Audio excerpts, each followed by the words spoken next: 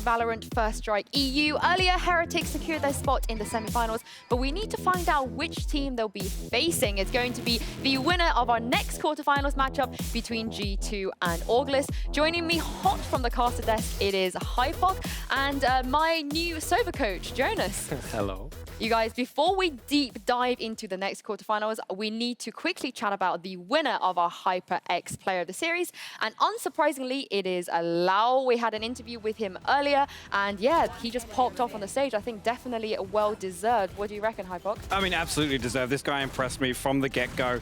Again, you know, I kind of alluded to the fact that this kind of screams that David P. Sage, and, you know, in terms of that lurking role and consistently finding value off of that from a solo position was kind of the backbone of some of these rounds for Heretics. Well, moving on to our next quarterfinals, you know, so whichever team that wins this one between G2 and Orgless will have to face against Heretics.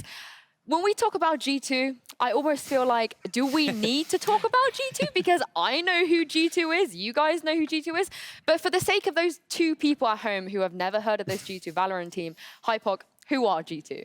I mean, it's safe to say that they are the kings of European VALORANT, just without a crown so far. They've even openly said themselves, everything up until now, which is a flawless track record, let's be honest. I mean, 6 victories over the Ignition Series, haven't lost a best of 3. These are all accolades that are absolutely insane considering some of the teams, obviously, we've got in European VALORANT so far. But this is the one they've openly said means the most to them. Everything up until now will only be validated if they're successful this week. Jonas, I think you've given the greatest analogy I've ever heard when it comes to EU VALORANT teams. So feed us the G2 one. So my analogy for G2 is G2 is the bad boy. He's the guy with the leather jacket. He's the guy you have a great one-night stand with, but you don't marry him because he's going to break your heart. That's G2 for you. That's my honest opinion. But that's why they're like a fan favorite. Yeah. Because it's so interesting to see their chaotic play style. They're mechanically so good. And I think it's a really interesting team to see play because you don't really know what to expect. And that also makes it really hard to prepare against. Because how can you prepare against controlled chaos? Like, it's not easy. But I do feel like it is the case of the higher you climb, the harder you fall. They have a huge target on their backs because when you're the best in Europe, everybody wants to beat you because beating them means you will potentially be able to dethrone that and take the crown for yourself. Hypok, Orgless are the team that have this challenge and they will have to be the one to try and attempt taking down the Kings. Do you think they can do it? I definitely think it's possible. It's going to depend a lot on, you know, the terms in which G2 set at the start of the series. There's not a lot of history for Orgless, obviously. The one thing that's kind of reassuring coming here to First Strike this week is they have officially said, you know, we are staying at the 5. That's why the name change came through. They're now invested in this team unit. Obviously, with Waylander coming in, the coach as well, maybe that could address some of these, I guess, issues in the backline, so to say, or behind closed doors. But yeah, the biggest factor is them kind of being able to take the pace that G2 sets and not being afraid to take the fight to them, to be honest with you. There are some names on Orgless that I think definitely could put up a fight. It's how effective they are in kind of synergizing as a team. I mean, just quickly before we head into map selection, I do want to talk about Happy because, for sure. you know, even though they are a lesser known team, Happy is not a lesser known player by any means. Oh, not at all. I mean, Happy kind of achieved the pinnacle of success in Counter-Strike. He's a 2-time major winner. That wealth of experience is actually quite rare with some of the players we've seen transition over to VALORANT. Obviously, there's a lot of pros on teams right now that it's their first opportunity to start competing in any game. So you definitely can't overlook that wealth of experience Happy brings to any team, to be honest with you. And, you know, speaking of that experience, let's see where they can put that because we do have our vetoes and I'm really, really, really hoping for an icebox. We didn't get to see an icebox last time. And do you know what? My dreams are coming true, potentially. Yes! Okay, so Icebox was floated, which means neither of the teams. Okay, I will address the obvious thing in a second. But, you know, looking through map select, we have a split first, then bind, and then if it goes to third map, we will go to Icebox. And just letting everyone know that obviously Haven and Ascent were banned. Orgless were the ones that banned Haven, and G2 banned Ascent.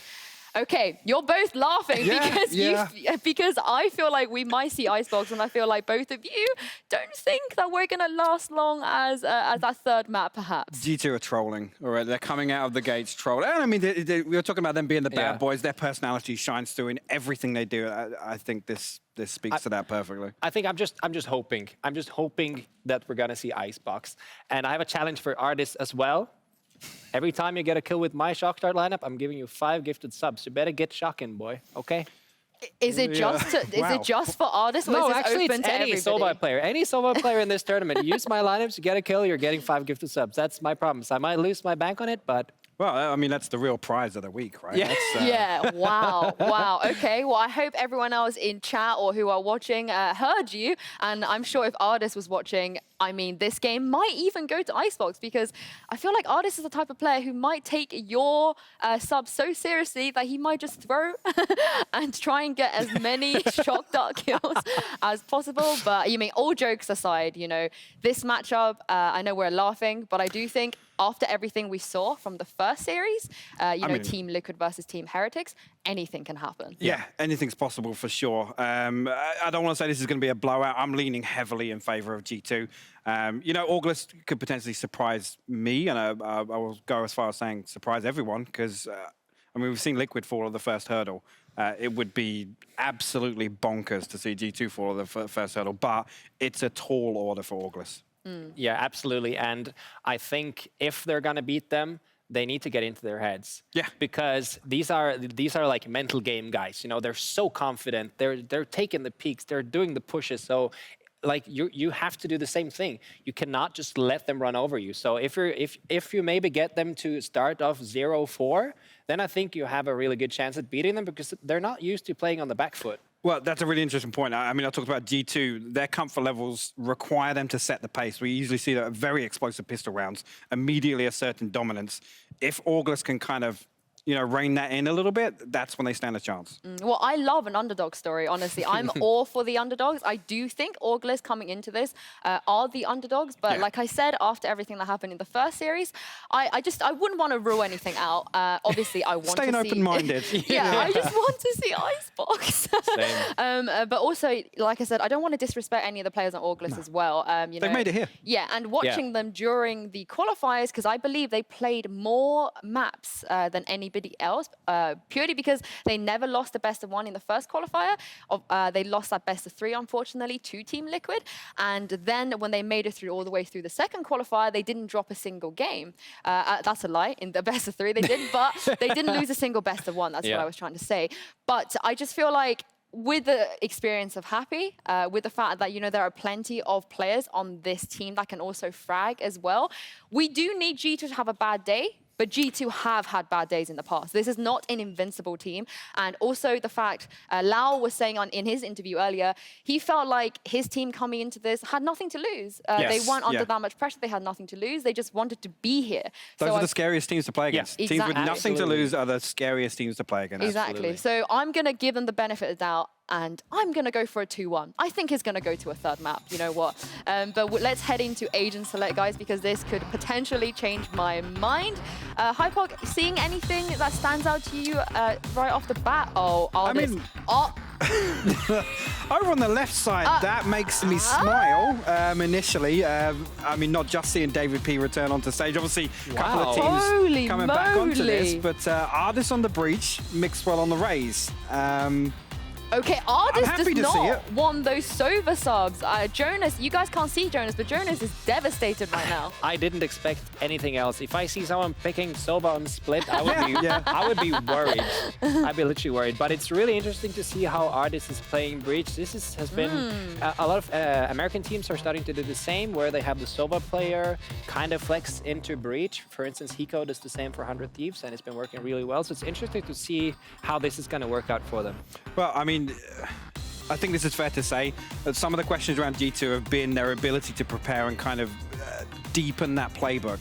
Now, seeing Ardis flex onto a breach here and Mixwell gone onto the Raze, historically, Ardis has been that flex on Raze, and Mixwell has remained with the Jet. So maybe there's something here that, You know, we talk about not showing your hand Yeah. at an event like this. Maybe there's something they're going to pull out here that's going to impress us. Well, the last time we saw them play Split, I believe David P was on the breach, and that was, I think, back in September when they played the Blast event. Obviously, they haven't played that many events, and they didn't actually play any Split at all during the qualifiers. So I think I'm backing you, Hypoc. I think we're going to see something really fresh, really new. And maybe this whole narrative of G2 not having strats and they just purely play off the fly, it's going to come to an end, because I think as the scene is developing, we are seeing the teams that are more organized and have more strats do better.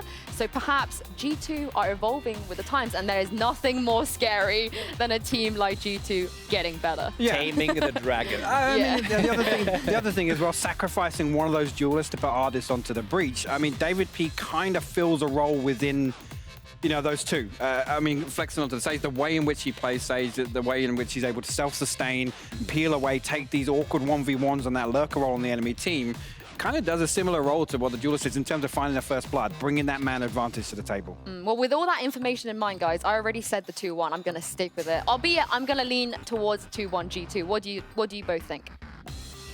What do you think, sir? I'm coming. It's 2-0. The only way we see Icebox is if G2 want to see Icebox.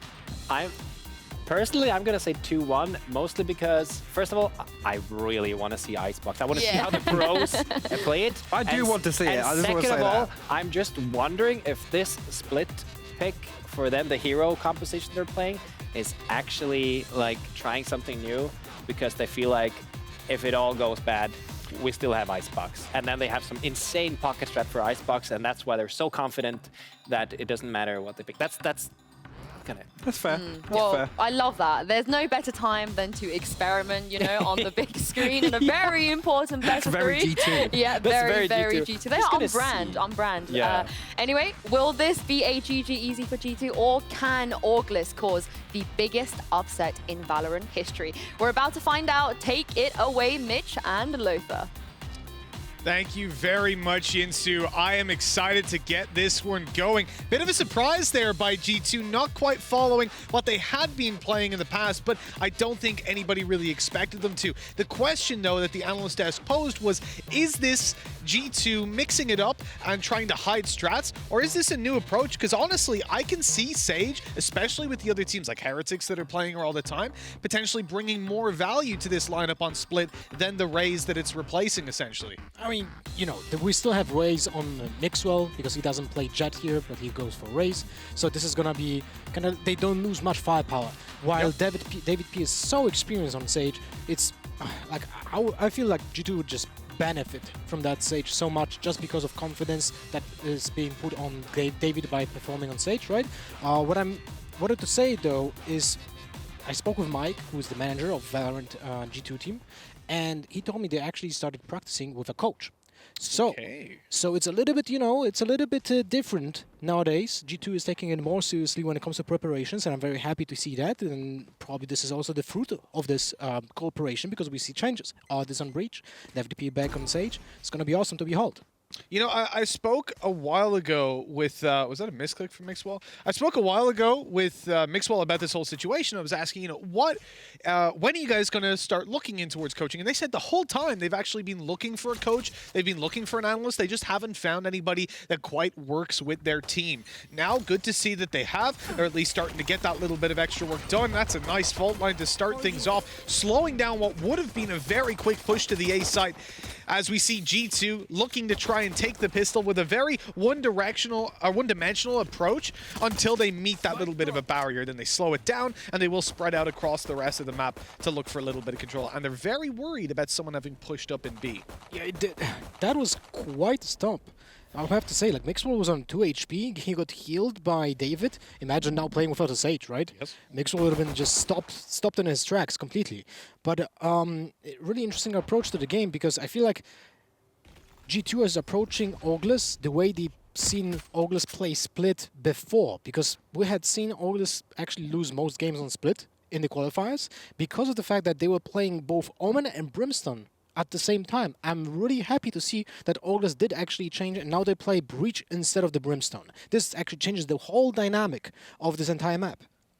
I do wonder, you know, when they take the Jet out of the comp, how it's going to affect those faster pushes from G2. But we'll find that out in a little bit, because for now, we're looking at G2 pushing into the B site. They've waited actually for the Sage heal to get Mixwell to 100 HP as they entry in towards this site. The Cage keeping them back. There's Mixwell. 100 health doesn't matter when the Ghost is what meets you, but a quick trade out by Pith puts them right back into the game. A man advantage now to play with. They have no idea about Artis's position. Tucked in towards middle way. Oh, that's a great paranoia, but no capitalization. Can't quite connect the shots. They fall back, and look at Artis. He's going to be the one to take this one for them. Now Heaven Control goes towards G2, and it's so difficult to get out onto the B bomb site when you don't have Heaven. You're running through a choke point. There's 2 players ready to take you down, and Pith is already in with a second, looking for the 3K in the round, and there we go. The confidence on this guy, like, why would you re-peek that without any assurance from Sage? So Artis was peeking in Heaven and got taken down. I think he felt the pressure, while David P, who'd been lit down low, wasn't quite on the same page and went to fall back. It's one of those scenarios where it can genuinely cost you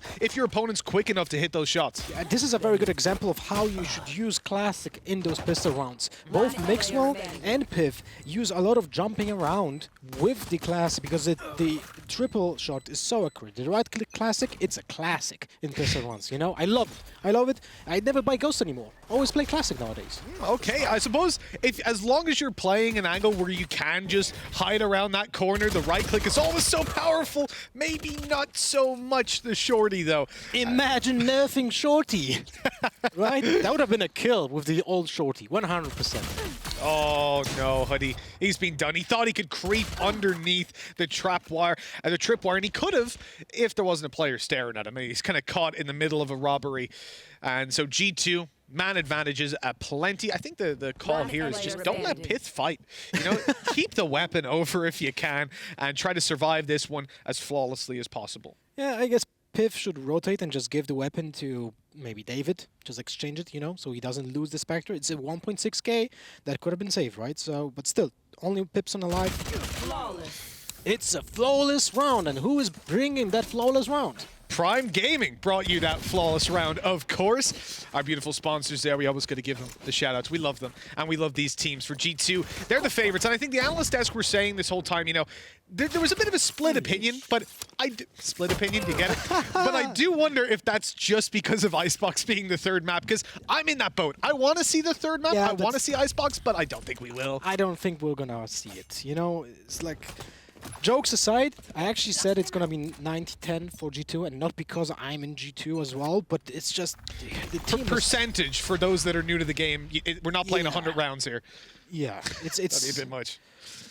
I don't know. G2 is just so good. You know, mechanically speaking, even when they play just improvised gameplay, they are just so well, you know, skilled. Yeah, exactly. They've got the individual skill. This buy round, though, is going to test that. They have weaker weapons dashing out to the B site, even without a jet. As Artis picks up the first, a second as well, going over towards the G2 side. They should secure a plans. Patatek swinging out wide, looking for this very advanced position. There's no need to go aggressive at this stage. All the advantages are theirs, but hey, it wouldn't be G2 if they weren't just W-keying. And you can see they're just giving Orgless no respect. 3-0. Oh, this is a disaster for Orgless. Losing a third round on split on defense. Like, let's say, you know, when you play a matchmaking game, ranked game in VALORANT, when you typically play split, you're gonna say, oh, it's defense side, we have to win as many rounds as possible because the map is favoring us. In a professional level of play, I would say split is evenly split. Hey! Between the sides. See how many we can get in. Yeah, we can draw out the mileage out of this one.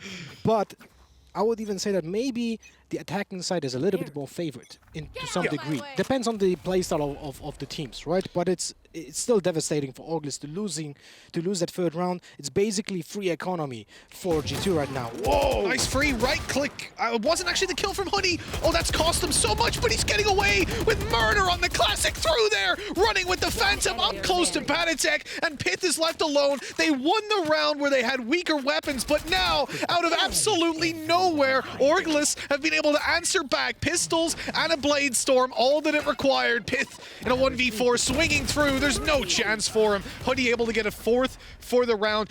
Basically the ace, because he had the kill if it wasn't stolen away by Boo from above. And I'll tell you what, Boo, they certainly did get a fright. This is... I don't even know how this happened. Maybe they felt overconfident. They just pushed out of the smoke for no apparent reason when they knew that Jet had the ult like already popped. But the thing is, they flashed the Jet as well, right? So the first kill, fair enough. At that point, though, they pushed through a smoke. Never a good idea versus pistols. But on the other hand, they also had him flashed. So it was like this really awkward scenario where he just got away with so much more. Then that's a Phantom picked up. They've got control of everything.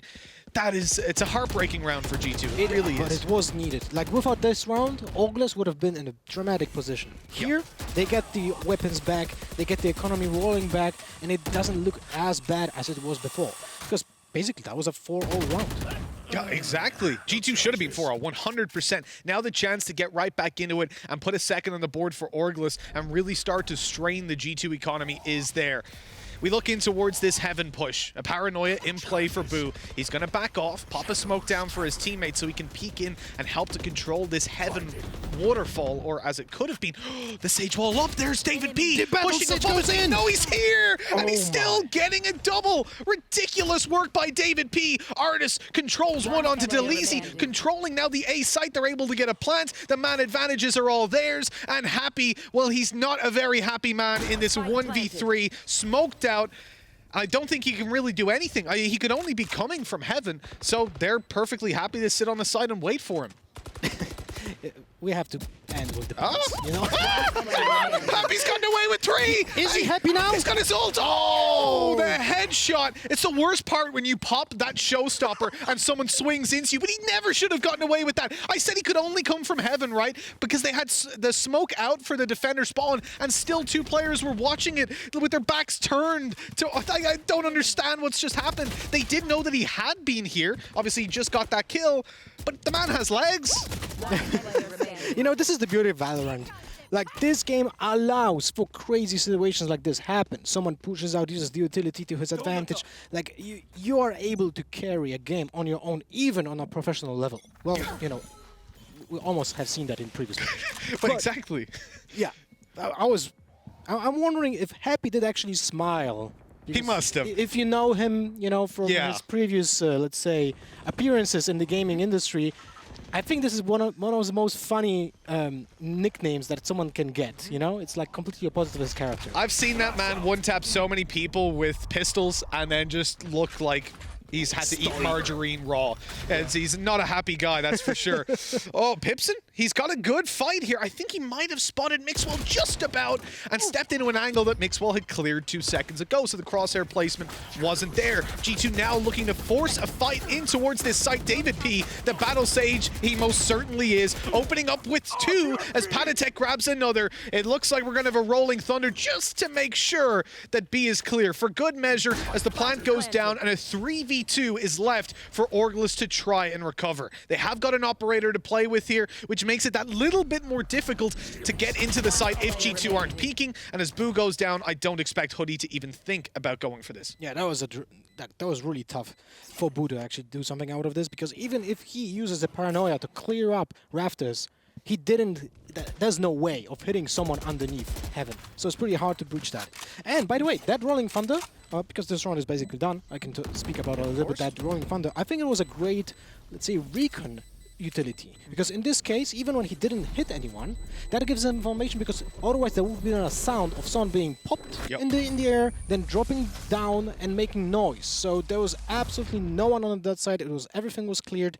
So G2 didn't even have to look at angles. Very true. It also allowed David P to get into the position under Heaven, because he knew, well, nobody's going to peek me from spawn, are they? Because they're not there. So that information then capitalized on. That's the most important part of it. And looking at David P, this guy, he's up on top of the wall. He took that kill then into Heaven as well to just grab them a double opening. Patatek as well swinging through on the site. You see G2 at the moment, they're I wouldn't say they're a well-oiled machine when it comes down to tactics in general versus some of the other teams that we've got out there, but they bounce and play off of each other so well that it's always inspiring to watch these pushes, and depressing when I try to make the same thing happen in matchmaking.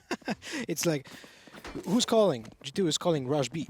Yep. You know, because that On kind every of map. looks like that. You know. I do recall an Ignition Series grand final in which they just went B every round. I think it was versus someone. Oh no, it was versus Bonk. They just went B, B, B, kept going, full rush. I loved it. And even in the interview afterwards, we asked David P. So, like, what was the communication there? And he was like, oh, every round someone went, should we just go B again? And we all went, yeah, why not? Maybe he should be renamed to David B. David P. Oh God. I mean, he's the IGL nowadays for G2, you know, because a little bit of insight.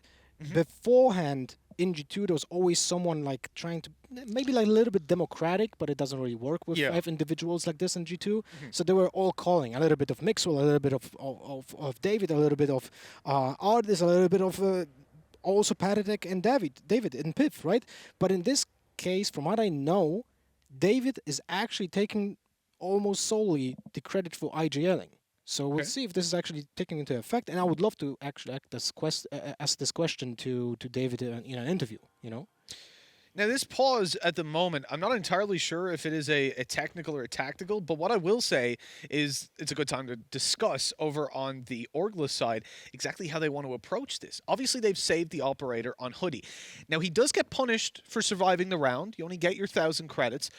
But you can see the position that he's in the next. He should still be able to invest. He's not completely thrown out from the rest of his team's economy. The question is, you already have an operator.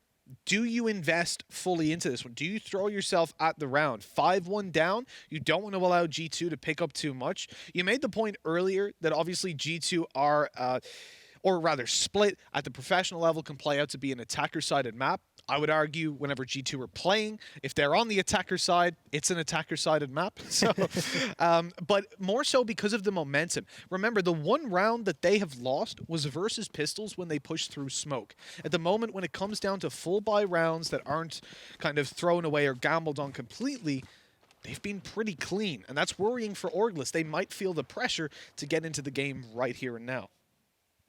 It's an interesting dynamic, that's for sure. When you play, I can only imagine, but when you play against G2, it's kind of hard to be prepared because anything can happen. Like when you watch other teams, when you review their VODs, you kind of draw conclusions. An example, Team Liquid was actually playing exactly the same strats on Ascent that they had played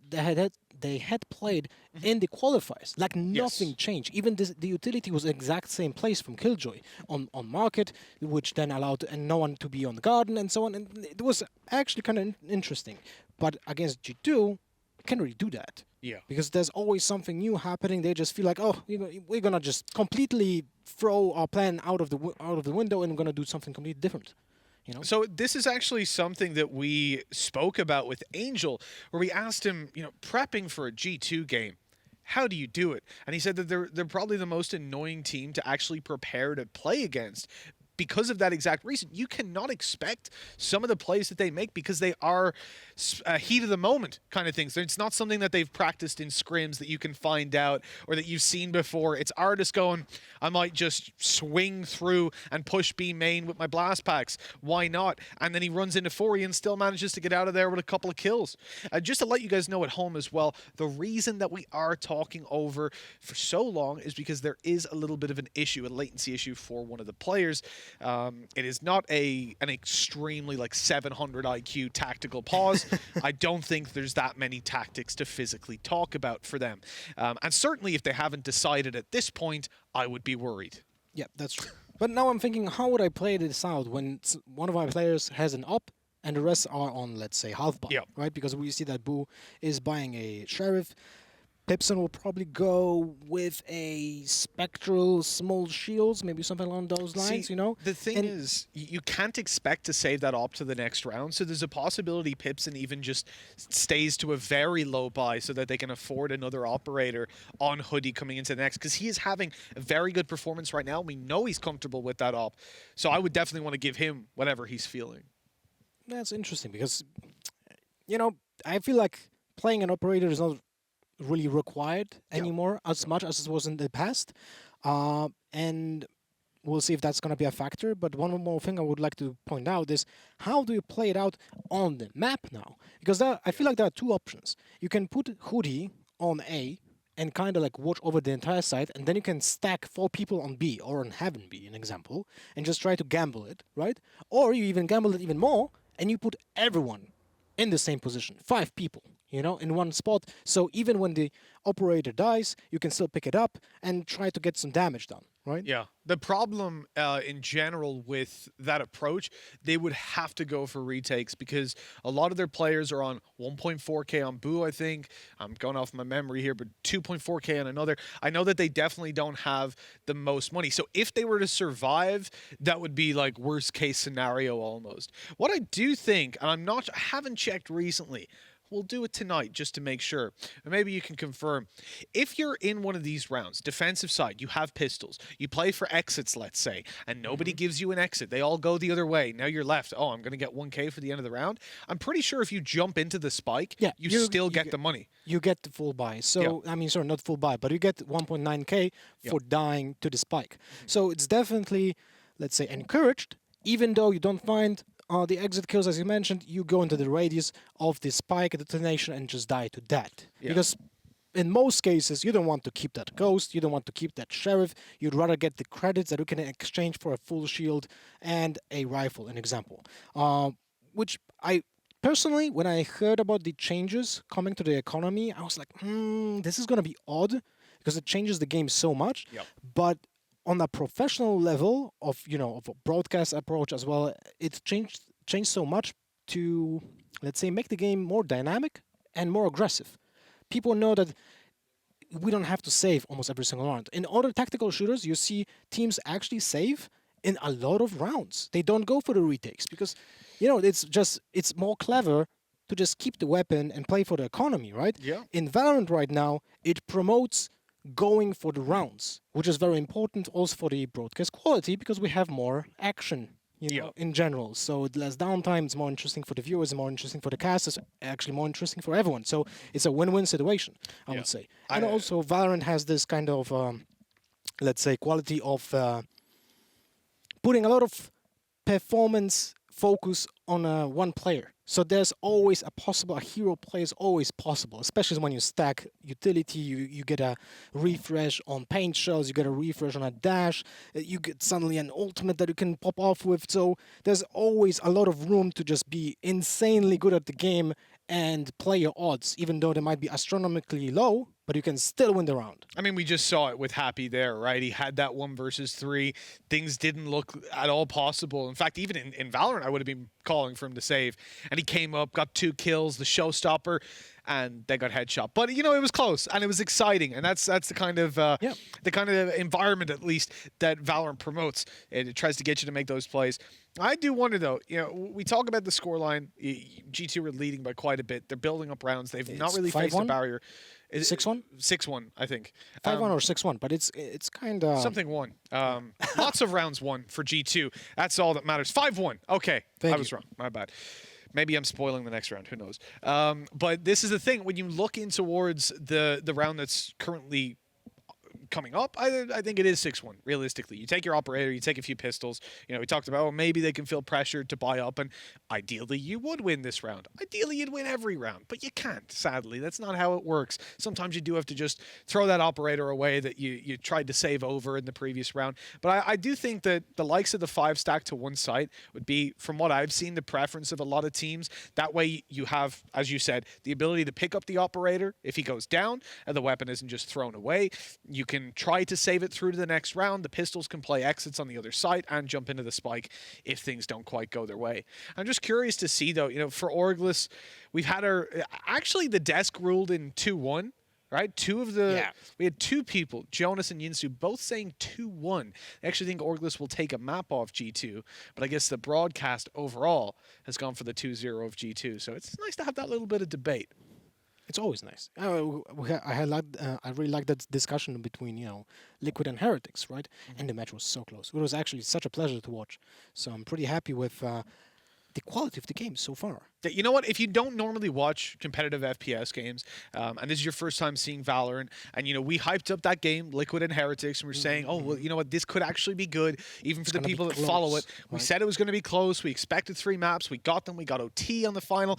That's not what happens most of the time. You don't know the treat you just had, because normally games like this, or games where a team just gets smashed in the quarterfinals, that's what it's supposed to be, right? We've had our qualifiers. These are the easy games for the favorites. At least they should be. Then the semifinals are tough. The finals are epic. At least we would hope so. G2 have a tendency to ruin that for the most part. But if you take G2 out of the environment, at least it follows that narrative. Well, the game is very young. It had a, half a year anniversary, like a few days ago or something like that, coming out of the beta. So I would say there's a lot of potential talent, potential even entire teams to be discovered. And especially since our qualifiers were best of ones, we could have missed some teams that should have maybe been here in a best of 3 format, but they didn't go through the best of 1 qualifiers. It can happen, but we... Oh yeah, no, it 100% can happen. I'd imagine if we were to get all those teams, there would be a guild of teams that could have been here, but in the end, they're at home in their pajamas. And I think that is the sad part of it. But BO1s, they are what they are. We don't need to talk too much about them. Obviously, then you move through the fact that it was the first open qualifier. These teams, like a team like Heretics, and it's a simple fact, they do not get invited to events. Maybe now they will, but they didn't before. And this was something that I had for the last 6 months. Obviously, we had to invite teams, but there were plenty that got invited to tournaments. That there would have been better teams in there had it have been an open qualifier, let's say. So, But just wanted to throw it in. I understood your joke, but it didn't give me space to actually laugh. So. I just wanted to make sure that we didn't lean on that one too much. I've heard that there's a little bit of a delay for these guys. Again, trying to fix some latency issue for the players. So we've got our analysts back to have a little bit of a chat with you guys and bend your ear while we wait for these tech issues to subside. Thank you so much, Mitch. Yeah, we do have a tech issue at the moment, but we will update you guys shortly when we know more about what's going on. But for now, Jonas, I've seen you take so much notes over the last few rounds. So break everything down for us. What are you? Everything. I have so much time. What's a standout for you from what you've seen so far? Because it is kind of getting to that stage of a stomp. I wouldn't want to say that too early. Yeah. So the thing that's really interesting to me, it seems like Orgless, they have done some research because they are trying to, it seems to me they're trying to play in a way that when G2 plays very aggressively, what they will do, they'll have someone peek and then most likely they'll win the duel because that's their play style, to play very aggressively. But it seems to me like this is why Orgless is deciding to play very together. So excuse the pun, but they're kind of split in 2 teams. And they have 3 people on basically very close to each other on one bomb site and then 2 on the other bomb site while they put Cypher trips in the middle. So they still get information if G2 takes any sort of mid push. So they gave up middle completely for free in many, many rounds in a row. And at start, it didn't seem like G2 noticed this because there was a round where they played, they went 3 people through B main, even through a Cypher trip and even through a Cypher cage, and still they win their duels, even when Orgless had 3 people on the site. And that gives me well, not just a slight thought of worry, but makes me really worried because that means that they've literally counterplayed them in a way that they're expecting what they're doing, but it's still not working. Well, I mean, it comes back to that thing we were talking about, and G2 is a team where we see that personality shine through in their playstyle. And we talked about them, setting the tone very early on in a map and in a series. And that really, I think, echoes a lot of what Jonas is saying. Really, they don't care what another team's setup is. They want to come in, they want to play on their own terms. And you can say that, sometimes that could be their own flaw, maybe versus a team that's able to prepare a bit better, maybe execute those counter-attacks, I guess, in a better fashion. But, I mean, so far, I don't think we've seen anything too surprising out of G2 because they're just doing what they have done for a while now. Yeah, and the other thing is that Mix will mention this in a past interview, that their playstyle, even though it seems very chaotic, it's very much based around assessing the environment.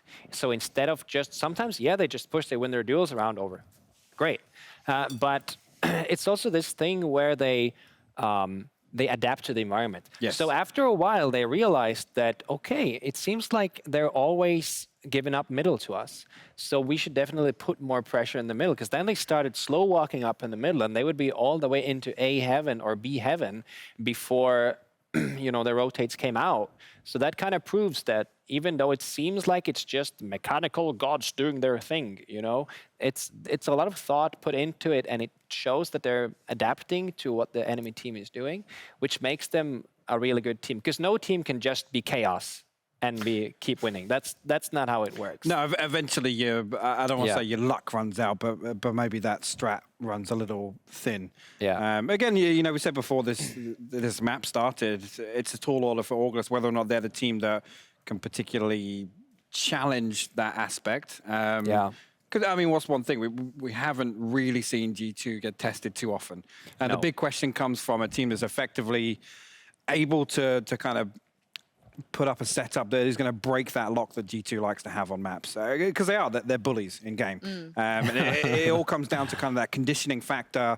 Where's Mixwell going to swing out in the first 10 seconds? Nobody peek mid, let's leave a trap wire there, don't worry about it. Yeah. All of these things add up to a bigger picture that just gives G2 so much freedom in game. I do have a few more questions for you, Jonas, about G2, but I have an update for you guys on what is going on. Essentially, some members of Orgless, or one member of Orgless, are having latency issues, which means they have to restart their PCs and get everything up and running again. So we might be here for a little bit longer, but that it is a technical pause. Hopefully they can get everything sorted out ASAP, Rocky, and we can get back onto the server. Nice. Tournament officials are also currently investigating a solve, so I'm sure we're going to have them back in no time. But just circling back to the G2 sort of strat crafting part. What I did say sort of going into this, that maybe we are seeing a different G2, maybe they are evolving, maybe they are doing less of what they did in the past. And I think both of you have made really good points that we are definitely seeing some of that sort of coming out on this map. I want to highlight that they do have a new coach who was trialing. I'm not sure if he's got the position yet, but Mike was trialing for them. And he is a very, very smart guy. He's very well respected. And he's clearly very well respected by the players on G2 as well. And if you are a coach that's going to gain the respect of the likes of Mixwell, Artists. and artists. I'm thinking about artists. Exactly. So I think you've definitely got a few things in your pocket, and you definitely have things that can clearly improve this team, right? Yeah, it's definitely something to consider. And those of you at home that obviously haven't followed European VALORANT way back to when we first started seeing events and tournaments come out, G2 did kind of just roll over teams, and there wasn't really anything special to it. There was no real kind of macro element to what they're doing. Like you said, mechanically, they're nuts. And really, you are kind of gifted a certain allowance period for that to come on. But obviously now with the Ignition series ramping up, and obviously First Strike being announced, there are going to be a lot of teams that have gone back and said, guys, I want this one. Let's topple G2. Let's be the team that kind of stops this run. Yeah. So I definitely think now with Mike coming on board with G2, that does kind of give them some kind of future-proofing protection, so to say. Yeah, and so just so we don't sound like the G2 fanboys that we have in our caster booth, I want to also look at how Orgless is actually... So how can Orgless battle this? Because obviously they're now, well, they have a technical pause to worry about, but they also have a 5-1 result to worry about. So how are they now readapting again? Because it's clear that they've made some preparations. They're playing together because they know that if you are playing against really good duelists, the best way to counter it, if you don't have the mechanical skill to win the duels, at least get the refrags, because that's like an easy way of doing it. But then the question is, if that doesn't even work, what do you do? Because we saw one round where they suddenly just ran it down A main with a classic.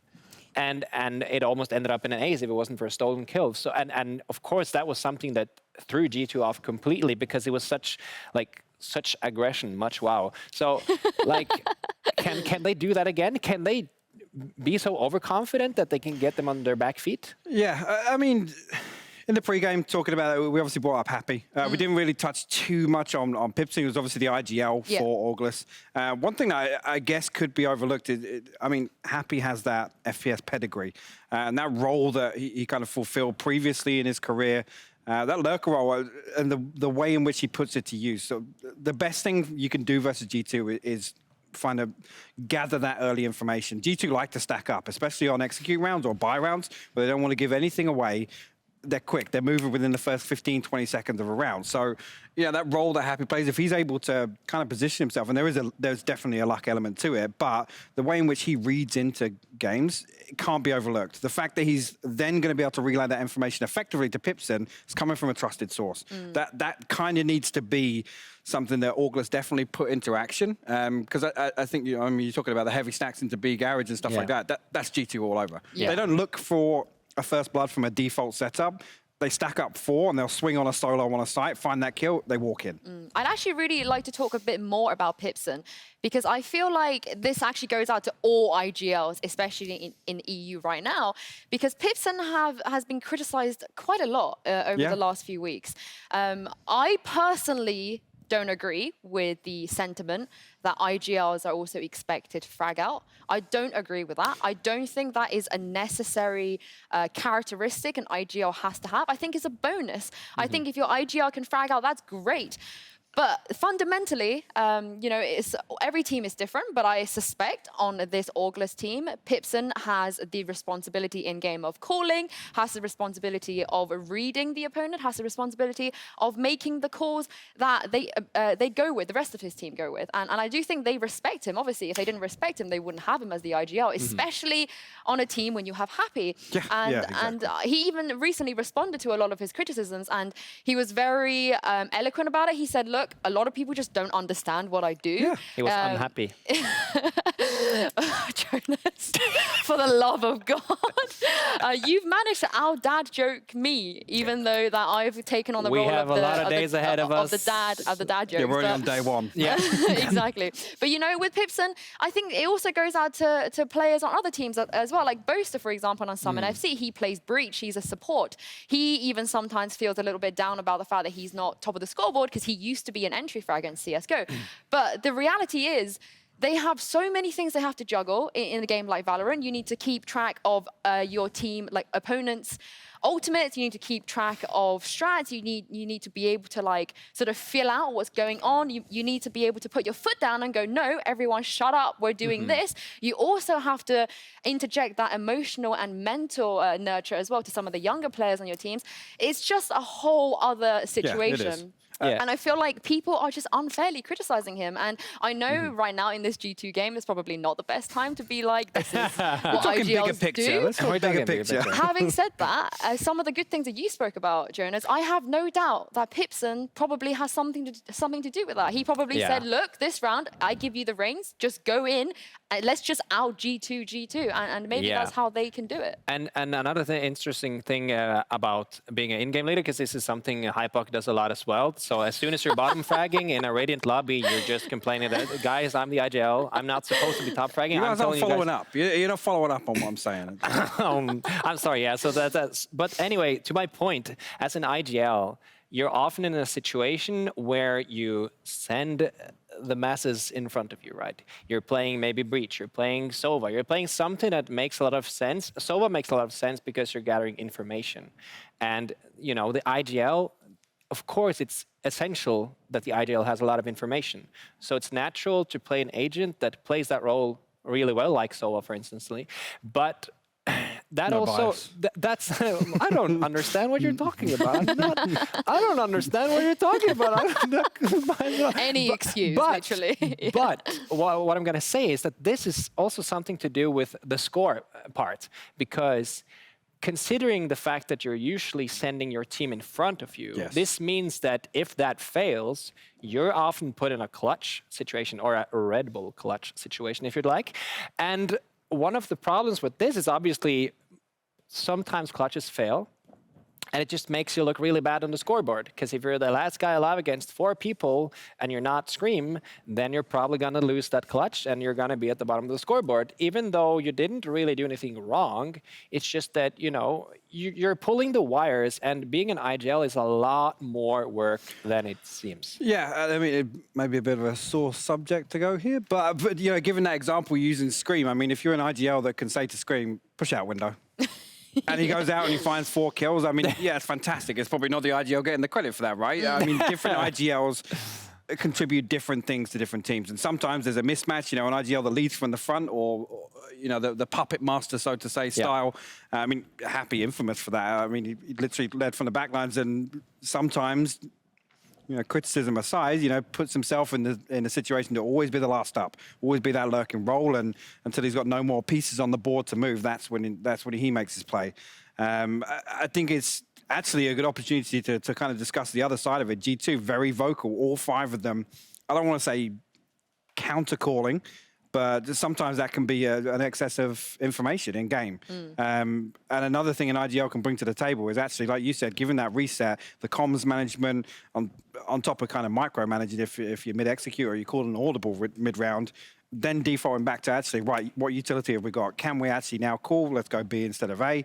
All things like that, they're massively overlooked. And it's always very difficult to kind of put your finger on that and kind of tie down that actually, yeah, that is something that, you know, this player fundamentally does better than others. I guess one last point I want to make on this is I just remembered something that Pipson said to me that made a lot of sense. You know, he is a Cypher player. Let's start by saying that. And he often plays on a site with Happy when Happy is playing Raze. And he said to me, well, if Happy is getting those kills, we get to that Raze ultimate much faster than we ever will if me on Cypher is getting those kills. You know, by all means, I could try and go out and frag and, you know, do my best. But if I did that, and I'm sacrificing a Raze ultimate, a showstopper, for the sake of my ultimate, that's just plain stupid. It doesn't make any sense. Like, you could even be like the best entry frag in the world, but in this game, if you want to be an IGL and play an agent like Cypher, you simply cannot be that selfish and go, I want to look good on a scoreboard, when if Happy had his ultimate, that's a round-winning ultimate. So if you're going to be, you need to also think about the allocation of your resources. And I do think that it's very easy to watch this game, look at the scoreboard at the end. It's great to sit here and say all this. Scream has got 40 bombs, my goodness. 90 bombs across the series. Exactly, but I do think we should give more credit to those other players. However, we're going to go to a quick break now, so you guys have some time to digest the podcast of Yingsu, Hypok, and Jonas. Use this time to practice some server lineups, you know? Good idea. Tweet them to him. Tweet them to him right now. Tweet your server lineups to Jonas. Tweet me to death, please. He will rate your server lineups, and if anybody can find a decent server lineup that Jonas has never seen before, I'm pretty sure he's willing to drop you some Twitch subs as well, won't you, Jonas? Yeah, but that's not going to happen, so that's okay. Well, challenge accepted. Anyway, we are going to take a quick break, guys. But don't go anywhere, because G2 versus Orgless will resume after this. Now, if you're an organization looking for a team, Prodigy is not an organization, it is an agency. They want basically 10 BO1s to participate. That is not easy. Prodigy like to try and play some up without a Cypher, without a Killjoy, but you have a Happy. Happy. Oh, great timing. Oh, what the? Happy's been pretty much raining fires so far. He's always topping the charts. And this is a player that many people thought wouldn't make a return to competitive gaming at the top level. Oh my god, he's actually going to get a kill off. Oh, ridiculous! In this third map, Boo takes over the site. Yo. That is a ridiculous kill. I mean, his team owe it to him. So close, but Boo denies it! We got a bit unlucky, to be honest, drawing the best team in Europe. Obviously, they're the fan favorite. But if they will play average and we will play, our game will play well, that's when we can beat them. If you want to be the best, you have to be to beat the best. This lineup has been the most dominant, the deadliest team in Europe. They're the kings of Europe, the loudest in the room. Everyone out there has it out for G2. They want to take them down. And for G2, it's going to be an eternal fight, an eternal challenge to prove that they belong at the top. The real problem when you're going up against them, it's 5 players that could all sit in a star position on other teams. 3 of 4 players for NIP all tagged up, so it should be easy shooting from Artist. David's going to get himself one kill. They have still never lost a best of 3. What is the difference between G2 and the rest of the world right now? Our playbook is mostly improvisation, which I think is a good playstyle because it's really hard to counter. It's low time, but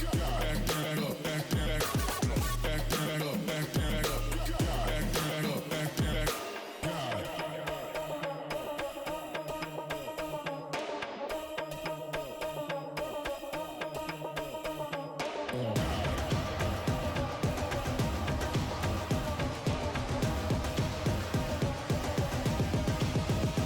me what you got.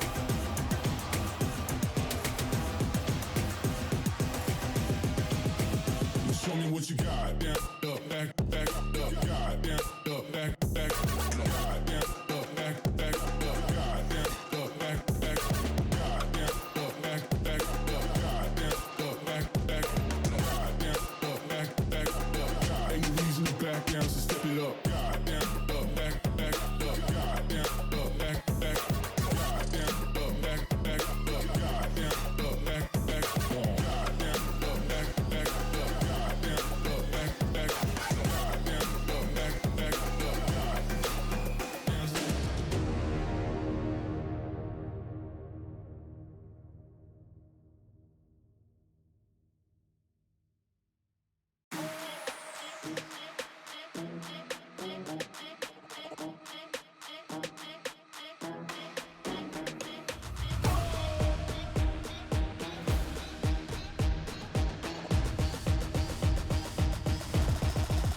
Got the money in the bank. Hit you with the. Hit you with the bank. Hit you with the. Hit you with the 808. Hit you with the. Hit you with the 808. Bang to the break. Bang to the break. Bang to the break. Bang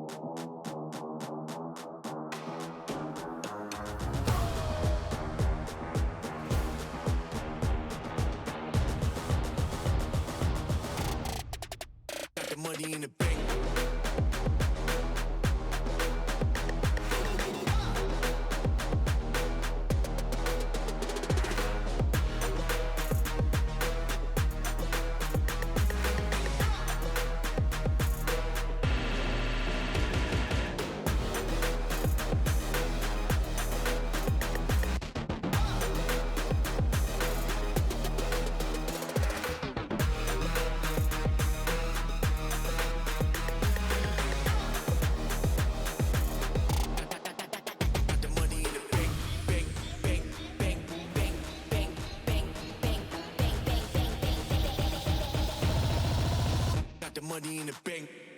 Hit you with the 808. Hit you with the. Hit you with the bang. Hit you with the. Hit you with the 808.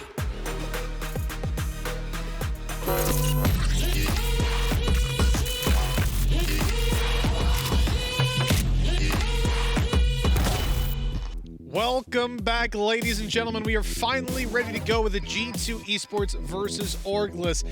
It is 5-1. We have had a little bit of a tech issue. One of the players struggling on the latency, and that is sadly what happens in these Corona times. But we're still able to bring in the action as we've reset the server. So a little bit of a caveat before we get into the game. The kills will not be reflective of what's happened in the overall game. They will reset from this point forward. But the score, the money, the guns, everything is the same, 5-1.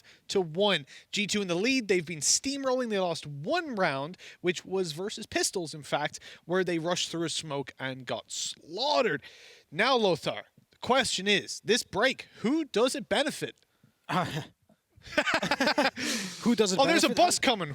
I think the only thing that can benefit is basically Orgless kind of start the match anew, right? They have the time to collect themselves and kind of kill the momentum from G2, so G2 definitely is not happy with that technical pause, and yeah, let's see how it goes. But it's 5-1 for G2 currently, so still looks very good for G2. Economy is exactly the same. All the runs are exactly in the same spot, so we'll see. Yeah, unfortunately, sometimes we do have those tech issues. I heard it could have been one of the players spamming tweets. I'm not sure about that, but I have a suspicion I might know who it was. Either way, they're ready to go, hopefully in just a little bit. They're all getting back on the server, getting everything sorted, and I'm happy because, it was quite a while before we got this in another FPS title I worked in, and 6 months in, we've already got a little match medic that can fix everything up. That makes me an excited boy. We don't have any more issues, let's say, with... we have seen in other games when a game crashes and then you have to reset the entire game. Yeah, that's annoying. It's not great. Go back through the round history. Okay, now you kill me. Now I'll kill Yeah. you. Okay, I now remember wait, you those didn't have that times. weapon. Yeah, Go again. It was pretty complicated to get it exactly to Yeah, the on the same dollar. moment with every single thing being the same. Actually, almost quite impossible Yeah. to do in games more complicated, maybe like Valorant, right? Because there's a lot of factors here. I mean, ultimates as well. Everything. It would be. I don't even want to think about that. That would be hell on earth to try and organize all that sort of stuff.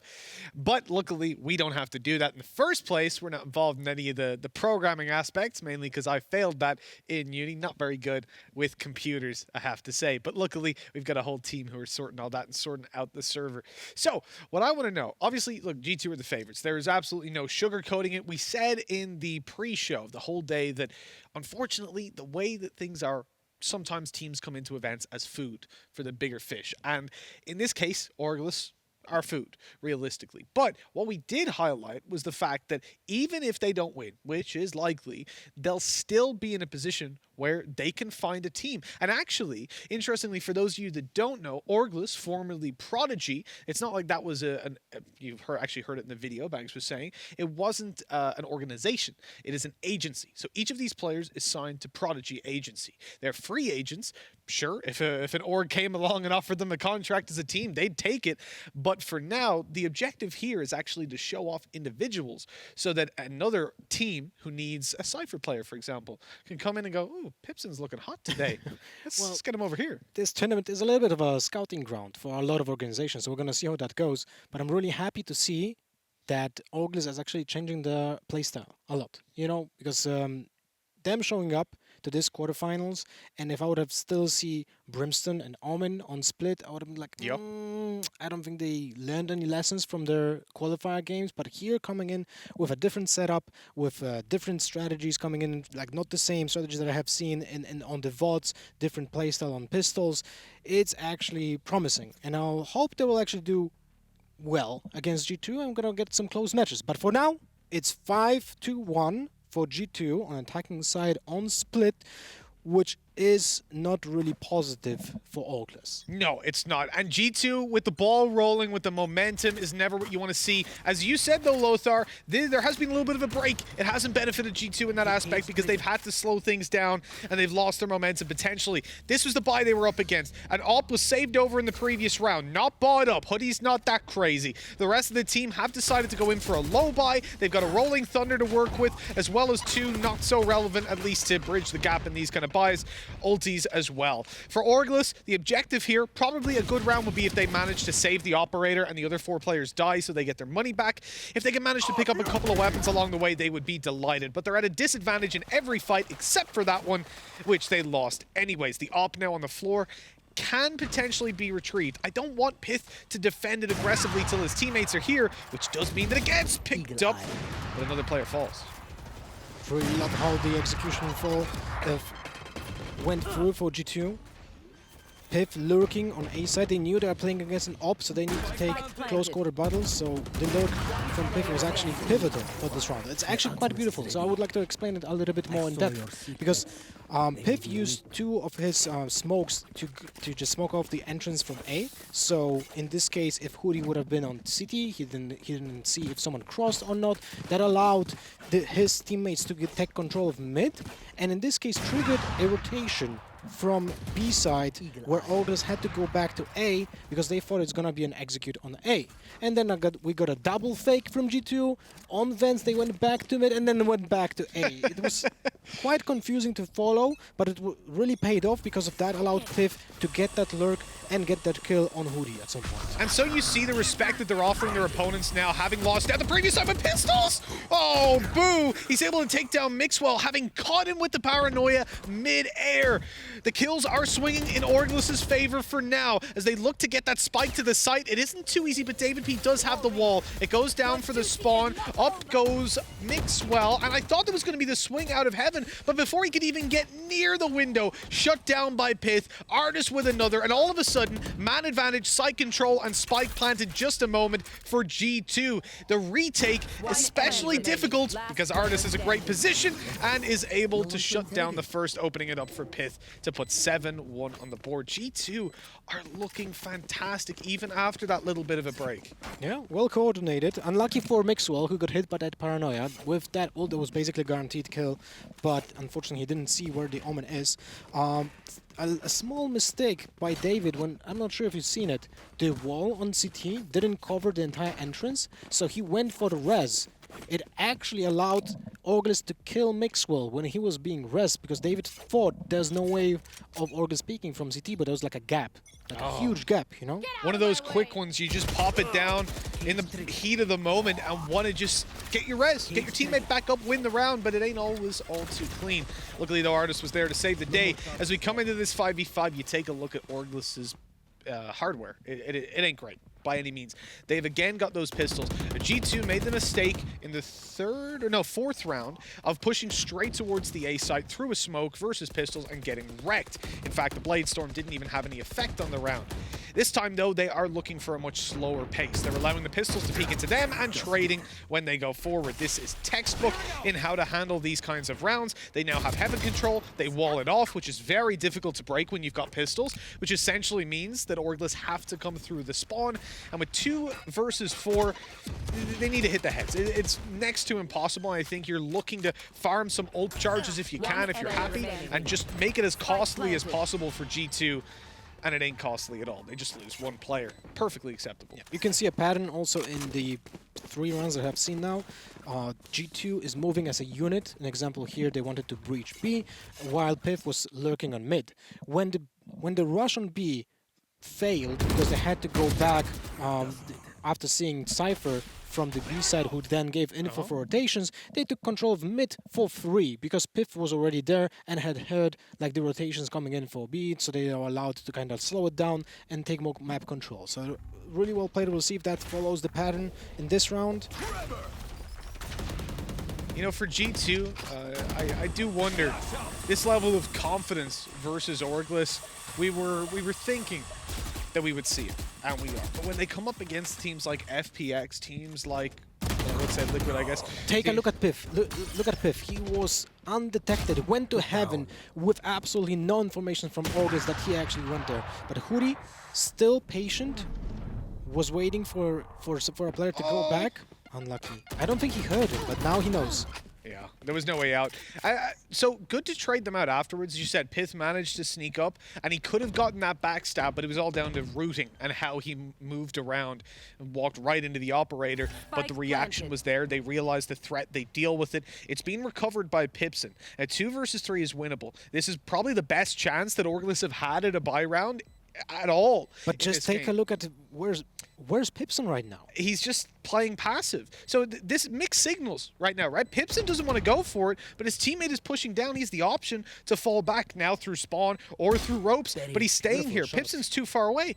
Pipson's still not moving. They're definitely not going to go for this. So it seems odd that you have 2 different strategies being deployed that are very contradictory. Yeah, I guess Pipson wanted to save the op, worth a lot of cash. But at the same time, maybe the plan was, let me get 2 kills and then we retake.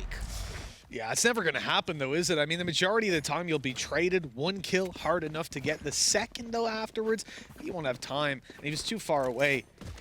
Whatever the call was, they've managed to carry the operator forward, and I guess that's the be-all and end-all of it. There's the miss by Mixwell on the second blast pack.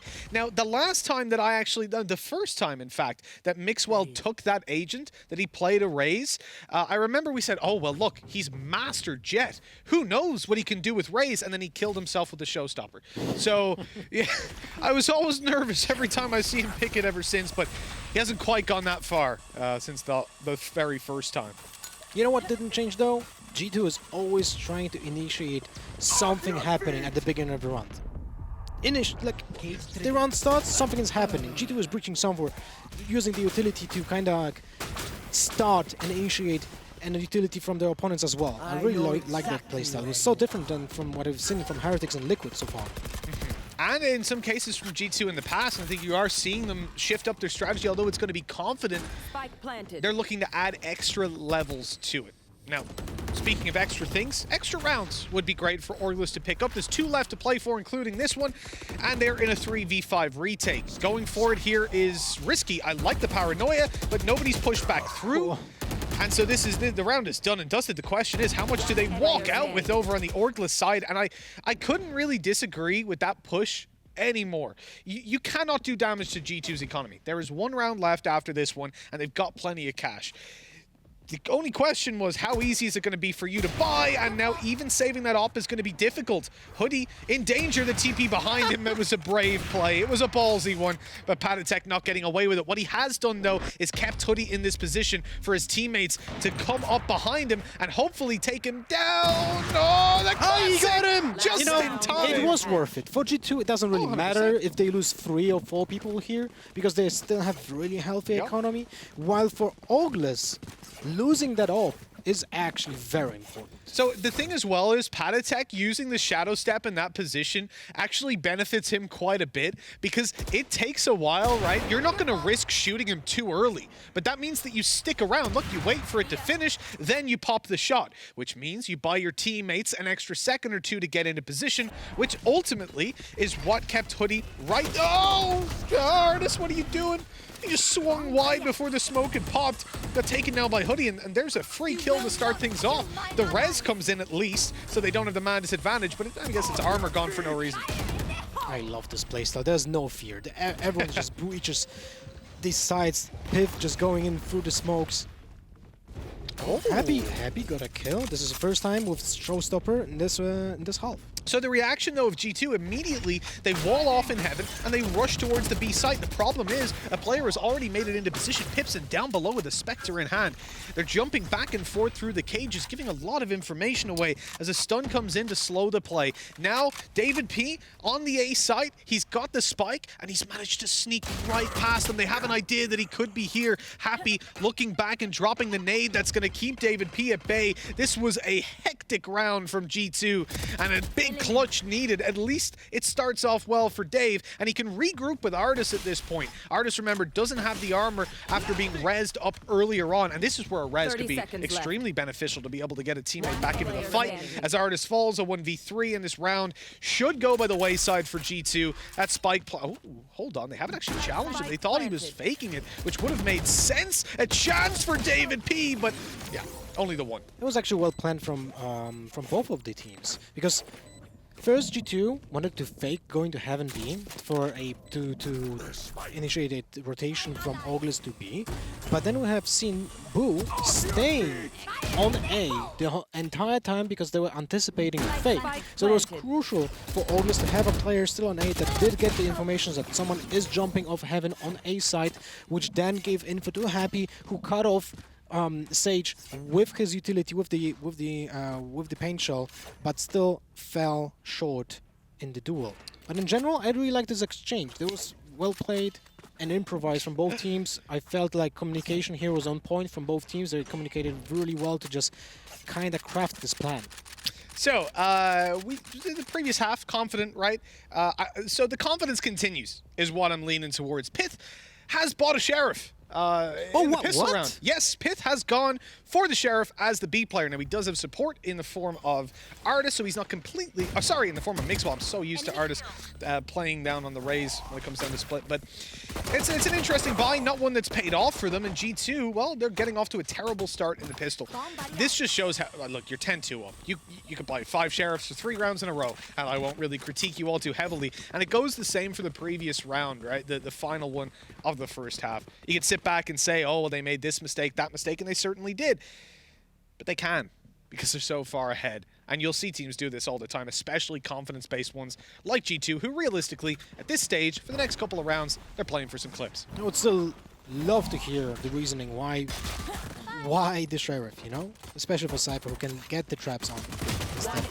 Nice triple from David, but that's about it. Dustin. And first round goes to Orgless, 10-3. Yeah, I think that's the Sheriff. We actually had a conversation about this. Yeah, we did. Rehearsals the other day. We were asking, can it ever be viable? And it doesn't seem to be. The Ghost is just the better option if you're going to invest into a pistol, or taking the Classic, which is certainly viable. One thing that I would take into consideration is that I would say the metagame kind of favors also buying just playing with Classic with small shields, which then renders the Sheriff kind of actually useless unless you one-tap someone, right? Because double click to the body doesn't really deal lethal damage in this case. And especially if you're a Cypher playing the B site. I mean, it gives you even more to work with if you've got that Classic to slow them when they get up close and use your right clicks all day long. But look, we're talking a lot about what was really just a, hey, wouldn't it be cool if I sheriffed 5 people in the head kind of play. I think that's probably the calls that went down. Well, still a good start for G2 actually in this round. Look at Pipson with only 10 HP. And a Phantom on his back. That's kind of interesting. It's funny that they've actually gone for the eco after what was a very confident first round. I honestly thought they would just force for 2 or 3, but I guess now someone's called the focus up and try to actually get something done. And when you're Orgless in this situation, you want to get out of this round with no weapons lost. You do not want to, if anything, you probably want to save a lot of your armor, but that ain't always possible. Although you can see 3 players look pretty good. David P, he snuck away on the site for a double. Beautiful. The benefit of the Classic up close, even if your opponent has that armor, and I think both players were actually completely out of armor. Did they pick up the Phantom? Yeah, they did. Okay. They did, yeah. Because I was looking at the HUD and it didn't pick up. I was like, oh no! A little bit of a slow refresh. Still, it was actually a really nice double kill to hurt the economy. There was no stinger on... wait, did he have a weapon? He did. He did. So it's actually 2 weapons lost anyway. Yeah, all in all, I think the reality is, a round like that, as I said, Orgless want to get out with all their weapons. They're the ones that can't afford to mess around. They've got to play this start to finish, completely serious, and get the confidence rolling on the attacking side. This is where G2... This is the important round. This is the most important round of the game so far. Exactly. G2 are in a position now where they've got, they're going back to the serious strategies. Aggression down middle to try and seize a little bit of control. A passive hold on the B site, the camera looking for them only when they get nice and close where he can go in for those sprays. The problem here is that the rotate to B is actually very slow, so they might even have to play a bit of a retake. Oh, David P getting tickled up on middle. Pith, I mean, up above, I don't know how he survived that. They're full pushing the site. There's no control of Heaven over towards G2, and yet Pith gets a kill, gets out of there. That's a miracle that that man is still alive. It doesn't look like he's going to be alive for long, nor are his teammates, as Artist finds himself in a 1v3. Having control for him, knows there's a player in towards main, but they now know where he is. He's destroyed the camera. He can only be in one position, up or down, I suppose. There's a little bit of a difference. The flashbang buys him some time to find the first. Artist swinging through for a little bit more, and he would have had to be swing back actually is almost impossible to get that double kill. Yeah, it had to be a god tier spray from him and a huge whiff from both of those players if that was to be one, and simply not going to happen with a team like Orgless, who individually are solid. One enemy remaining. It's kind of a weird round, very chaotic. What do you think about the execute? The execute was pretty standard, like Hoodie just dashed on side on the default position, was smoked off, went through the traps of Piff. If I'm not mistaken, it might have not even be any traps. There were 2 cages. Cages, definitely. But I don't think there were traps. That was about it. But then the entire retake scenario was going like 1 by 1 with no trades. Everything felt kind of really chaotic for me. Yeah, I look, it was odd because G2 got off to such a good start, right, that it ended up being thrown away. Again, I think the confidence coming into play a little bit. We say how well they bounce off of each other, and they don't seem to be doing that right now.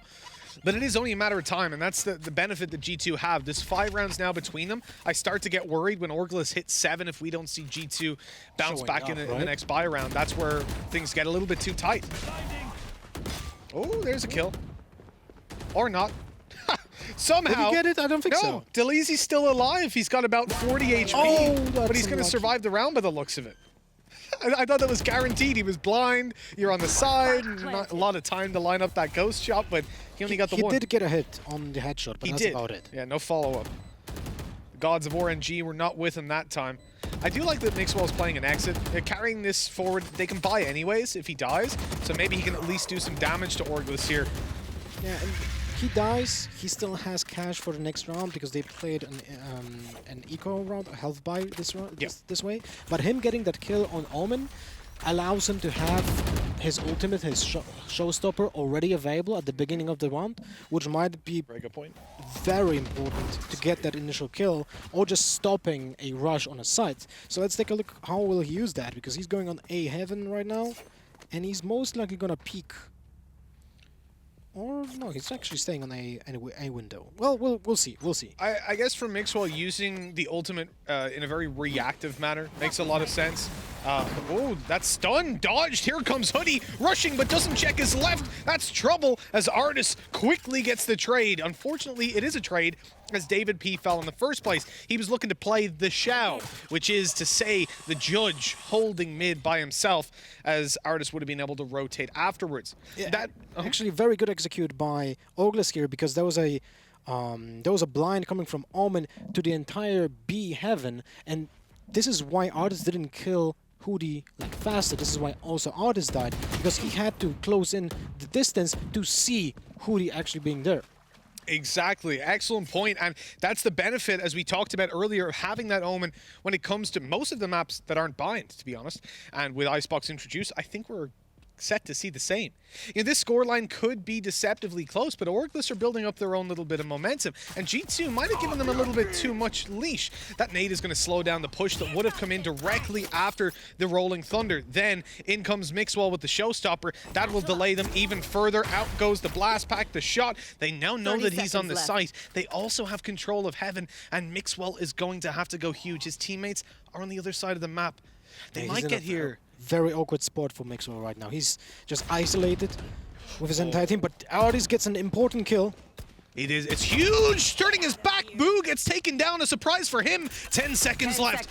Mixwell falls. That will be the spike planted, then the Rolling Thunder afterwards, looking for the kill on this player on site. Lots of time to line it up for Artist. He doesn't know exactly where Happy is, though. The flash goes out, it's dodged, and Happy sprays down 3! 7 for Orgless and G2. They don't get away with it this time. I just wanted to say, I really hope they're not gonna peek 1 by 1. But this was actually a little bit too fast. There was certain that he's gonna be on the right side, right? And he just went straight into the full auto from the Phantom on Happy. It's kind of interesting because it felt like this is gonna be an easy win, right? When you just time it correctly, it's gonna be an easy trade, but happy with this spray. And gets an easy double kill. I mean, I think this whole game felt like it was going to be an easy win. It was 10-2 at one point. Orgless have now won 5 rounds in a row, and I would argue, you know, maybe 3 of those were thrown away by G2, but that one right there, they were trying. They're focused up, and what does that do to your mentality when you lose? I think this is where you start to say, okay, guys, listen, okay, we've had our fun.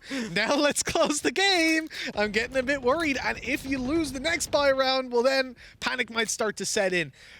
G2, they don't usually get tested. Certainly not like this, not by a team that are, well, I guess you can technically call them a team now, but they ain't been together that long. They haven't had too much time to prepare compared to the other competitors in this tournament. And they're definitely being perceived as underdogs in this match. Oh, by a long shot. G2 should body them. They were 10-2 up. It was looking like they would. And this also brings the point when, you know, Split in pro play is actually more attack-based. We've seen this over and over right now. In both the quarterfinals, when Split is being played, the attacking side has actually kind of an easier time in most of the cases. Was that camera activated? I presume it was, because they obviously saw it or they knew it was there previously. This Pith closes in the distance. He was trying to dodge a flash, but well, it didn't come through. It was instead the paranoia that took him down. Then the flashes come in afterwards. A Ghost up close, chance for a kill. Mixwell gets one from afar. David P's caught reloading. Somehow survives a little longer than he should have. But really, oh, I love the bookie. Oh, I love the TP in. The confidence, Patatek. I'm here for it. Oh, no, he sees a player up close. It's a shame that that was Pipson and not Boo. Otherwise, it would have worked perfectly. But Boo, in the end, does take the kill as 10-8 comes on the board. Orgless, this buy round is going to define this game for me. If G2 win it, they're back on the board. If Orgless take it, this is going to be a very close game. By the way, I wanted to point it out. This was a perfect example why Phantom on Split is so important, because, you know, shotguns on Split are very powerful. You have very close range encounters in here on the map, and Patatek had a perfect opportunity to get a frag with the Bucky through the smoke if there was someone playing with a Vandal, because we would have seen the flash and the tracers coming where they were coming from. Here, with Pipson shooting with a Phantom, he didn't leave him any kind of like indicator where the shot are coming from. So Patatek had to just shoot blind. There you go. Swinging in for the blind shots and not landing them. But G2, they've gone into a couple of these rounds with their eyes closed, hoping for the best, and it hasn't come through. This is their chance to really just shut Orgless down before it gets completely out of control. Good damage done straight away. Hoodie missed the shot on the operator as the smoke bloomed. He was sprayed down. Pipson's lost most of his armor as well. Look at the map controller right now. Happy is already in vents. So the fact that Happy is closed in that distance, I presume they know that he can be there. Unless that tripwire is a little bit too high or low, he can only have come there from heaven, right? Yeah, so they should know that. So. Yeah. There's no way he gets over it otherwise. They know they've given up the control. The dash in by Hoodie, who's low HP, pops the ultimate, but he's up. Oh, no, he's not spotted. Free kill for Hoodie. Sprays away, but can't find the frag. Operator comes out, and Hoodie, he's seen the player, but he hasn't shot away. Doesn't want to do it just yet, as Pith has to save the day. A 1v3 coming in from the defender spawn. He's not being watched. He's crept his way into the elbow. This could be huge. The spike goes down. He swings on one. Looks for Hoodie. The up shot is connected. If that misses, the round is under heavy threat. Yeah, that was actually a very good lurk from Piff. And I'm actually impressed how he constantly finds those opportunities for being a player like that. He knows the timings on basically every single rotation. He hears, like, you know, a trigger from a utility, a sound cue that gives him some more information. He's reading into that, and that is so cool to see. I do love as well how Hoodie was above the player but didn't get a headshot. It's like the chances of that, but luckily he connected all the shots. Otherwise, I think he would have been very angry.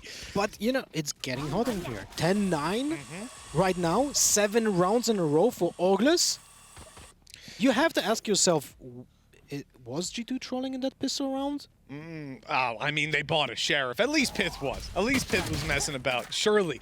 But either way, you know, the fact that we are in this position, the fact that Orgless are being challenged, or the fact that Orgless are challenging with all these consecutive rounds, it's scary. G2 have picked up the opening kill in this round. They've just popped an ultimate as well to get that little bit of information. They've seen Orgless entirely outside of A. That leaves Orgless with two options. Rush into the A site right here and now, or play it slower. And potentially, that they've spotted a player inside, but it's not that much information to play with. I don't think it would have taken a genius to presume that there was going to be one site. So they don't really achieve much. Yeah, didn't really achieve much. That no one was breaching the site, so no one took advantage of it. Basically, it was like a hurricane arrow from Sova that said there's someone here, and that's it. Where you know there's someone probably. Yeah, and you have no one that can follow it up anyway. This is dangerous, though. The pistol's up close. This is where they can thrive. With his back turned, though, Pith got caught completely off guard. Mixwell went out to trade. Now, here's the benefit of the ult, right? They know Patatek was on the site. They just make sure. But the Shadow step across, it's expected. They know he could be here. Nice opening for him, TPing all the way through to spawn as he gets away inside the smoke. The call is there, the shots. He's lucky that it's Hoodie, in fact, so he can't really spray through that smoke, but he is holding it. And baited it out with the shoulder. Nice stuff by Patatek. Still, capitalizing off it will be difficult. He has a smoke. Paranoia goes out. There's the shot. They might try to drop on him, but Artis just can't get out there with the players still on site. I think that smoke needed to be used a little bit earlier, and even though he connects the headshot, it means nothing as Boo easily survives it. 10, 8 in a row. Orgless, they are on fire right now as G2 come into their bye round. You know, and this round even started with a first blood by Artis on Orgless, but unfortunately this round was still kind of like a half buy. Artis with a Ghost, if I'm not mistaken, Patatek had a Spectre, and was there Mixwell with a Vandal, but that's about it. There was no more equipment. So even though they were playing in an advantage 5v4, it was kind of hard to like crunch it into a full round win. Now we're very close. This is getting dangerous. Full buy coming from G2, but I'm not certain if their economy will be in a good spot if they're going to lose this round. I don't think so. Mixwell's going back to the operator. I'm enjoying that. So we're going to see the raise up. It's very reminiscent of Replan from 2G4L back in the beta. He was the one that was deploying this all the time, showing us blast pack plays before Jet became the go-to operator agent. Gives me those vibes. I'm happy to be thrown back into that sea of nostalgia from, what, 8 or 9 months ago. Fortunately for G2, there's not a single ultimate ready for Orgless, so they don't have to worry about positioning about the Rolling Thunder, about Showstopper, like putting them deep into sites. So this might be an easier round. This is probably the best moment for G2 to actually take it and get the lead, especially with a first blood by Mixwell, but now it's still a trade. Mixwell getting a kill post his own death. From the grave, a little bit of martyrdom there, dodging the nades. Patatek, they should know he's not there. The paint shells would have killed him, and he swings through just to confirm it. Hoodie, the last alive in a 1v4. The lead for G2 hasn't been challenged yet, and it looks like it might not be. A double tap to the body, it's what we were talking about earlier. Not enough to kill when they've got armor in the tank. 11-10, G2. They don't lose the lead. They lost close. 8 in a row, but they just about managed to hold on to this. Mixwell being the hero of this round. Even, like, you know, he got one kill. That was a trade by Hoodie. But then he gets another one with paint shots. That was probably round deciding right there. Whoa. What's happening here? So we picked up a second operator, I guess, at the end of the last round. Mixwell has one for sure on the floor. Pith had a second, unless the Hood was lying to me. No, we have one. There are 2 Phantoms, 1 Vandal. I think there's one on the ground, though, because at one stage, Mixwell and Pith both had one, unless that was a Hood glitch. I don't know. But either way, there's the Rolling Thunder, the push afterwards. Great. Oh my God, that was so well done by Pith. Too bad he didn't get the occasion, you know, he didn't get the chance to actually fall back on the site. Hey, still, he got away with more than he should have in that situation. I guess he shouldn't have been killed either. So it's sort of like everything is balanced but in this situation. You can see how Hoodie reacted quick on his feet with the double smokes to help his teammate not getting killed, because they knew exactly that he got punched, let's say, in the air by the Rolling Thunder. So very well played by Hoodie, but unfortunately Piff with that wallbang got him anyway. Yeah, very few players are going to be popping a Rolling Thunder and going, well, that ought to scare them. Like, you're going to go for the trade, the kill. Oh, it's huge! push. The Raz popped happy. He gets the double. Orgless back in a 3v3, pushing the A site. They've scared G2 into a rotate, so they find the site completely open for business. It's free today. It's a once-in-a-lifetime sale. And Orgless, this one started out in an okay manner for them, but they've started to shut them down. Out goes the operator. This has to pull it back. The kill from Patatek traded immediately. He was a little bit over-eager. I don't know why he's re-peeking before his teammates are there. He was teleporting right now.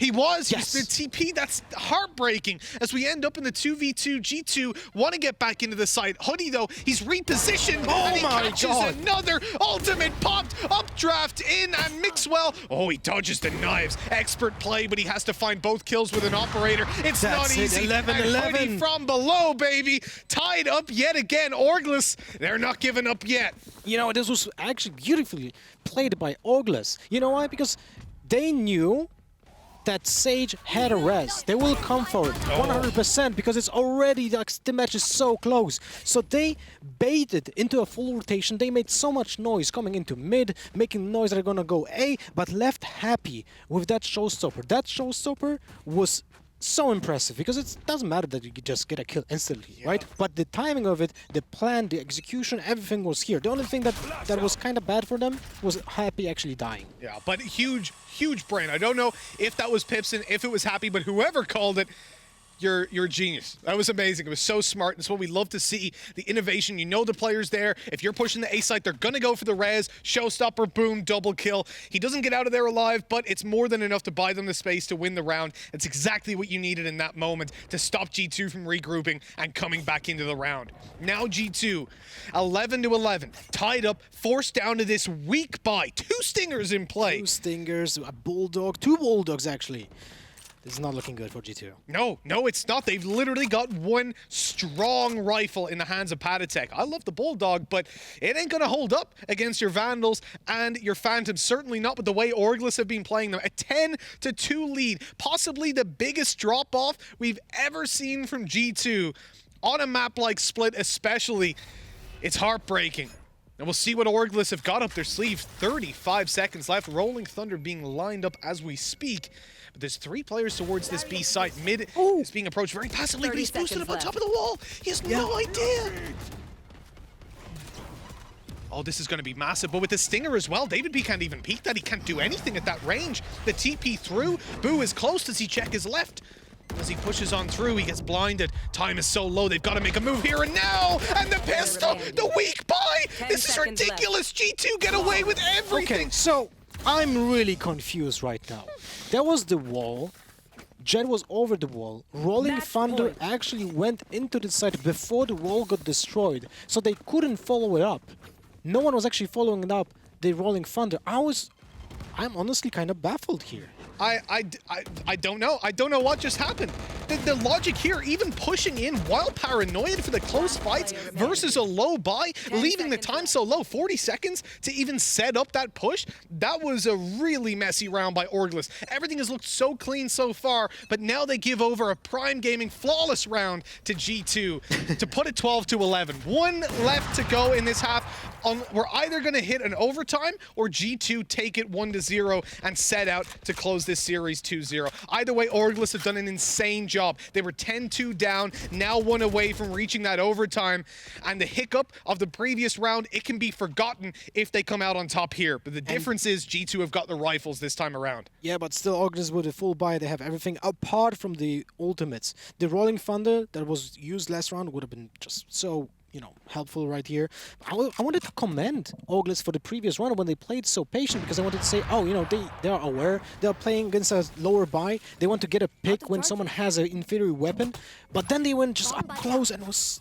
Oh, man, I'm a little bit angry inside, you know? I'm with you there, brother. I'm with you 100%. It was a frustrating round to watch. You could see the problems start to evolve around that 40-second mark, and to see it then end in disaster. Now we have map control by Orgless. Even though they have only 4 players, they got control of vents. They don't know, of course, if someone is rotating behind them, but still, they're allowed to get on A. 2 players from G2 just waiting for that. Piff with the sneaky beaky play next to his plant. just waiting for someone to drop from heaven. 15 seconds. They have to go. The spikes drop. The round's over. You've lost. They have to run. They have to 10 rush. seconds. 10 seconds. There's no time. It's literally done. They all get killed in the end. But that is 2 sloppy rounds from Orgless to lose that one out. The Team Liquid special on the last seconds of the clock. Exactly, but unfortunately not even working out to the same extent it would for Liquid. That is heartbreaking. G2 take it 13-11. Man. I'm honestly really surprised by many things happening in this game. 10-2 for G2, which kind of looked like this is going to be just, you know, just going to win next 3 rounds. That's going to be it. It's going to end up 13-2 or something like that. Then they lose the pistol. Then, what, 8 runs in a row? They have lost on split, on defense.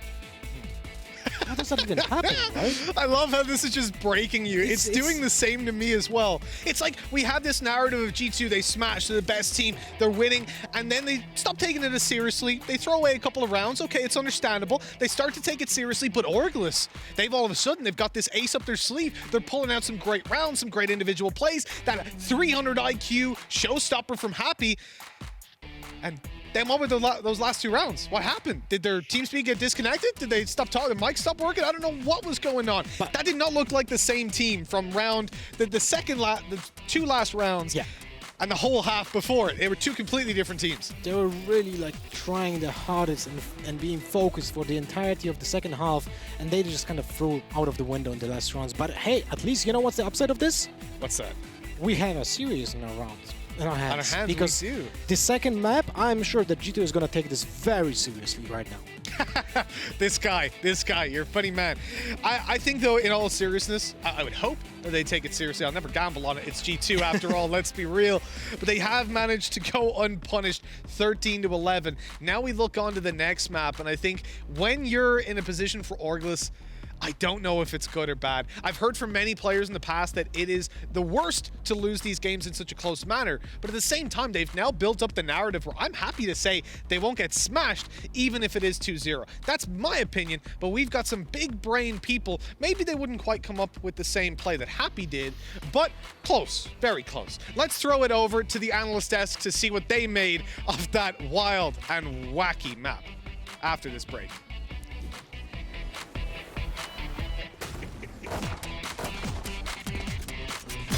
Betty.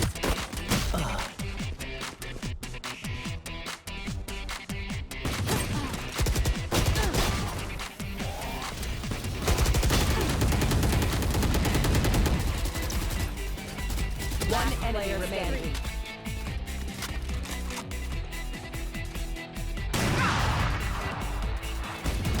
Eagle eye.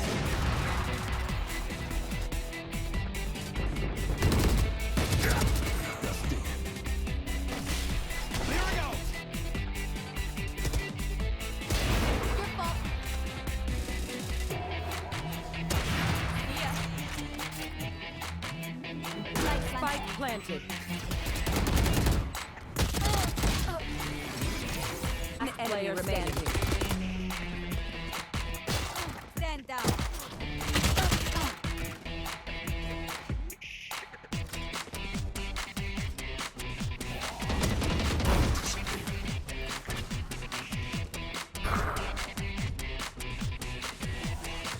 You will not kill my ally.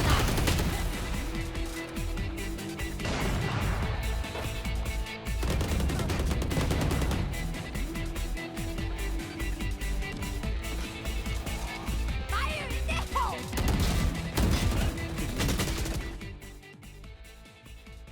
Hello everyone, my name is Pansy and I'm here to help you brush up on some of your Valorant terminology.